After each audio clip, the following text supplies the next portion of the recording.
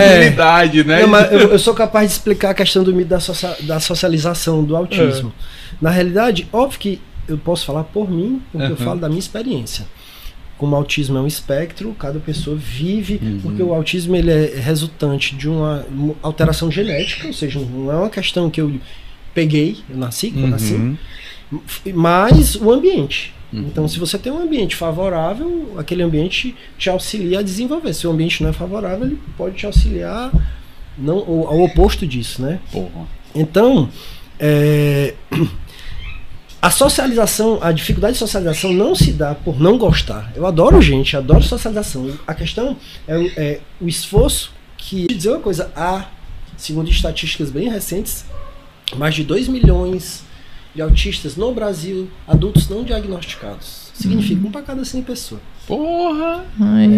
E o Franklin faz tempo que vai falando. Eu nasci em 77, cara. Eu nasci em 77. O autismo começou a ser em Crateús, interior do Ceará. O autismo começou a ser falado e vir mais à tona em 84 na Europa. Você vai chegar aqui muito tempo depois. A gente já é defasado anos. Então, como é que... E outra, o meu autismo, eu tenho até nível 1 de suporte.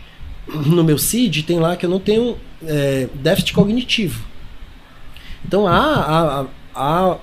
por isso que é espectro. Há pessoas com déficit cognitivo. O verbal, não verbal. Então... Por ter uma cognição normal, estudar num bom colégio e tá ali, então você se camufla, passa por normal, entende? Se passa por neurotípico, mas a importância do diagnóstico adulto é para que você entenda muitas situações que eu passei, que eu vivenciei e que foram extremamente difíceis para mim, embora as pessoas não vissem e não percebessem, só eu sabia o que eu estava vivendo. A ideia do diagnóstico traz uma luz muito grande para isso, porque dá sentido, né? Traz um significado. Cara, eu vivi aquilo tudo, aquele esforço que eu fazia era por causa disso, aquilo era por conta disso. Por exemplo, no autismo há um aspecto chamado disfunção executiva, que é a habilidade para fazer coisas extraordinárias, facilidade para fazer coisas muito extraordinárias e dificuldade para fazer coisas simples. Então, por exemplo, se for uma coisa que exige uma complexidade que eu consigo entender e aquilo ali me estimula, eu ponho meu pé foco, fica fácil fazer. Agora, coisas simples do dia a dia, algumas coisas básicas eu não consigo. Eu não vou citar aqui, mas coisas básicas, entendeu? Tipo, eu vou dar exemplos gerais, tipo pagar uma conta. E não é porque é difícil pagar uma conta, não, é porque a disfunção executiva no cérebro, como ela tem alguns aspectos que regem o processo das funções executivas, um deles é o controle inibitório, que é exatamente a habilidade da pessoa, é o combustível para que ela faça determinadas coisas. Então uma região do meu cérebro não recebe dopamina o suficiente para eu conseguir fazer aquilo. Então é como se eu sei que eu tenho que fazer, eu sei como faz, eu entendo tudo a nível racional, mas eu não tenho combustível. É como se eu tivesse um carro. Mas tu tem um carro, tá, cara, mas tá sem combustível. Então, há a falta desse combustível para algumas atividades, algumas funções que são simples. Por isso que é chamado nível 1 de suporte, ou seja, para coisas simples eu preciso de ajuda. E, inclusive, é exatamente isso que fez lá no conservatório. Eu tenho dificuldade de preencher. Por exemplo, eu tenho muitas dificuldades com aspectos burocráticos. Preencher uma ficha, preencher um negócio. Manda um negócio, vamos preencher aqui um cadastro, uma coisa. Ave Maria, isso é um terror. Agora me dê uma palavra cruzada, um quebra-cabeça, um cubo de Rubik, um negócio que aquilo ali acessa a área do meu cérebro que puxa a criatividade, que puxa os lados que tem o combustível da dopamina, aí eu ponho em pé foco e vou embora. Se ficar horas pegando um exercício de música, por exemplo, eu costumava brincar com os meus alunos dizendo assim, ó, todo mundo quer tocar bem, só não quer fazer a parte chata. E treinar exige uma coisa que é muito chata, que é repetição. Repetição. Por que é chato? Porque ninguém quer estar do teu lado enquanto tu tá repetindo um negócio, tá 1000 vezes. Então tu tem que estar só, ou seja, é repetição, esforço e solidão. Ou solitude, depende de como você lida com aquilo. Mas você tá lá só, você é a guitarra dentro de um quartão.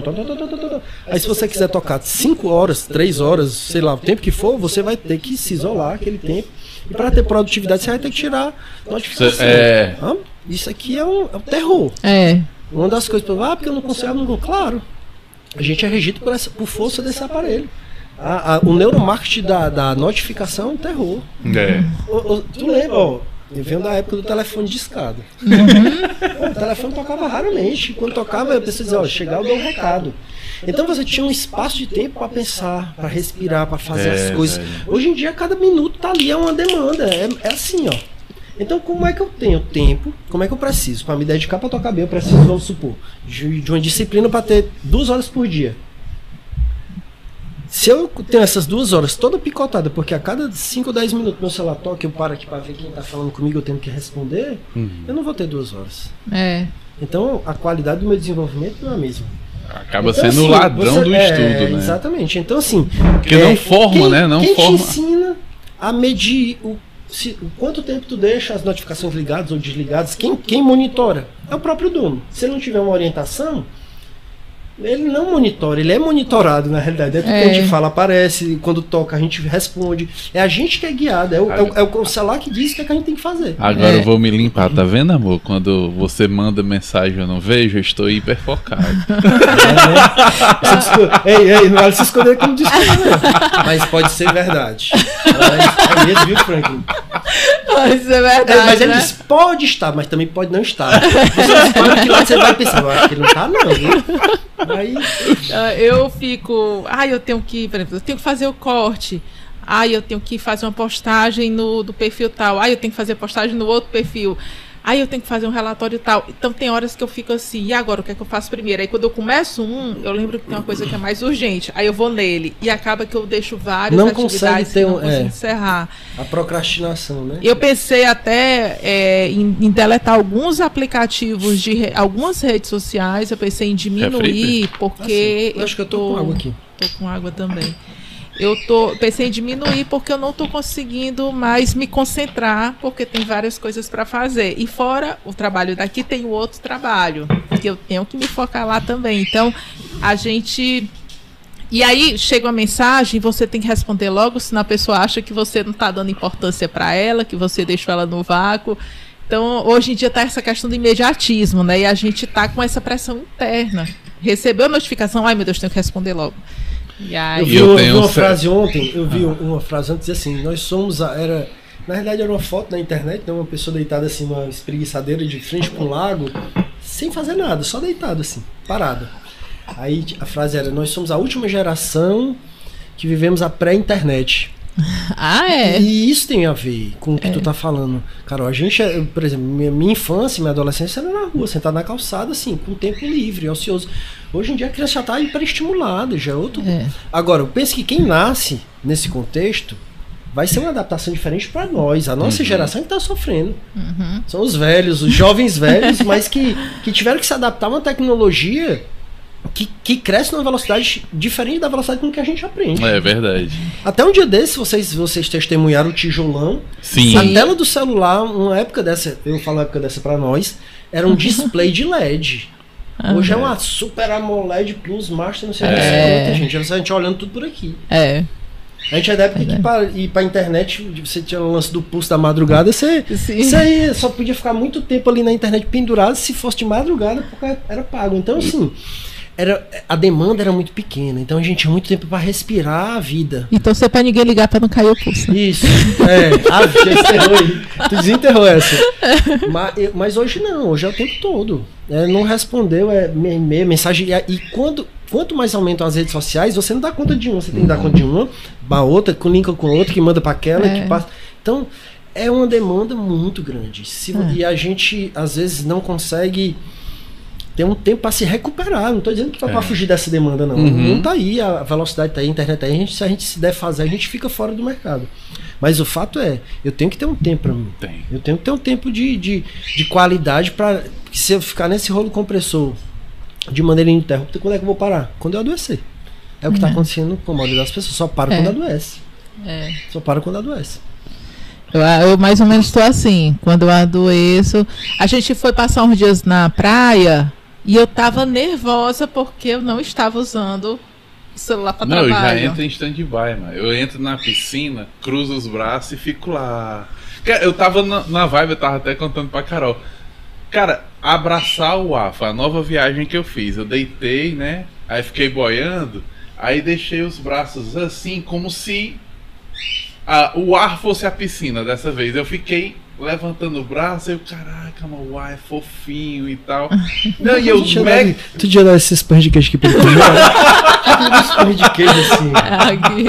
Viagem, né? Não, e eu vejo, assim, que a galera tem muita dificuldade de parar pra pensar, mano. Parar pra pensar, às vezes, quando a gente tá compondo. Na pandemia eu fiz 6 músicas. E os caras, porra, mas tu fez 6 músicas? Ele, Ele, como? Ele, não, tava assistindo um filme, aí li um livro e surgiu isso aqui. Ele, como assim, mano? Ele, simples, mano, assisti um filme, li um livro. Franklin, posso fazer uma observação genialística da tua frase? Né? As pessoas têm que aprender a não pensar, a sentir. A sentir, cara, exatamente. A sensação. A música é uma linguagem não exata.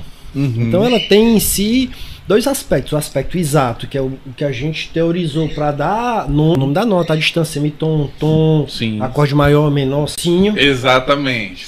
O som, ele evoca um lado do cérebro que mexe com as emoções.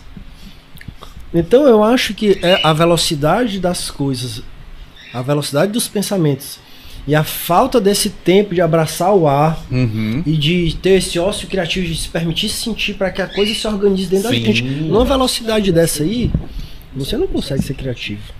Numa velocidade dessa, você não consegue compor. Imagina que a velocidade fosse um furacão. Como é que você segura uma coisa dentro de um furacão? Não segura, você tem que estar parado. Então a gente precisa, às vezes, dar essa pausa estratégica. E eu me lembro que quando eu comecei a tocar, na época, assim... Não, mas eu acho que isso foi já... na década de 90, nos anos 2000, não sei, quando surgiu a Guitar Player, a revista Guitar Player americana, não a nacional. Eu me lembro que eu comprei umas 2, 3 edições, minha irmã falava inglês, aí eu dava pra minha irmã traduzir. Eu me lembro que tinha uma matéria do Steve Vai, eu me lembro que era 94, 95, 96, por aí. Que ele dizia o seguinte: antes de você tocar, você precisa excitar o cérebro, ou se excitar. Só que ele falava... Eu não sei se era a tradução, mas hoje eu entendo que é excitar o cérebro. Eu preciso entrar na frequência do que eu vou fazer. Sim. Se eu tô correndo, fazendo 1000 coisas, eu de repente sento aqui, vou ler uma matéria, ler uma página. Acontece que é muito comum que eu vejo, eu escuto muito essa narrativa. Poxa, eu li, chego no final da página, eu não lembro o que eu li. Sim. Ou seja, a tua cabeça não tá na leitura, a tua cabeça tá no outro canto. Ou seja, o que tá faltando é parar de pensar. É se concentrar, o mindfulness é exatamente isso, é a atenção plena. Inclusive, uma das minhas formações é mindfulness também. Ou seja, você está ali, naquele momento, e está ali, naquele momento, fazendo o que você está fazendo. Eu falo muito para os meus alunos, quando eu vou tocar guitarra, já que eu tenho que fazer, e o ter que é um aspecto que na PNL a gente chama de operador modal de necessidade. Eu tenho que, é como se fosse uma obrigação, imprime uma noção de peso, de dificuldade. Mas já que eu tenho que fazer... que eu esteja ali, pelo menos para fazer bem feito. Porque se você está ali fazendo e a cabeça está longe, você não se concentra, você talvez esteja perdendo nuances do próprio desenvolvimento por não estar presente no que se está fazendo. Então, não pensar, sentir, estar presente, estar no aqui, entendeu? Principalmente para a atividade artística, porque a arte ela está acontecendo, ela não acontece, a arte aconteceu, já foi. E a que vai acontecer ainda não veio. A arte é uma coisa muito... de momento presente. Sim. Você tá ouvindo a música, é aquele momento da música. A música ela própria te prende, porque a música ela trabalha com ritmo, e o ritmo é o tempo, né? E o tempo é o que guia os pensamentos. Então a arte exercer a arte como profissão e aproveitar essas nuances pro processo de desenvolvimento tá mais ligado ao não pensar e deixar sentir. Porra. Obviamente que eu não tô falando que o não pensar tem que ser isolado, não. Existe a teoria que embasa, mas na hora que você vai falar, por exemplo, eu vou usar uma analogia com a linguagem, o discurso oral. Um dos meus mentores de programação linguística, ele dizia assim: não nos faltam ideias, não nos faltam palavras, nos faltam ideias. Se eu peço para tu falar de um tema que tu domina, tu fica 1, 2, 3 horas, tu não presta pensar se o verbo vem do sujeito, o pronome, predicado, oração. Agora pede pra tu falar de um assunto que tu não sabe, tu gagueja, tu falta e tu não sabe o que dizer. Então não são as palavras que faltaram, são as ideias que vão empurrar as palavras.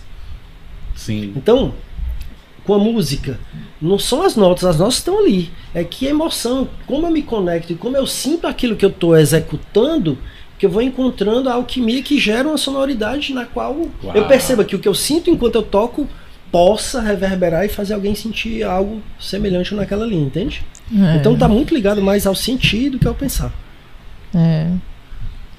Tu tava pensando ou sentindo agora? Eu tô sentindo, velho. Não, na verdade eu acho que eu sempre falei pensar, né? Mas eu acho que eu passo muito tempo sentindo. Essa é a palavra mesmo, velho. Pensar com o coração, né? Pensar com o coração, pois é, cara.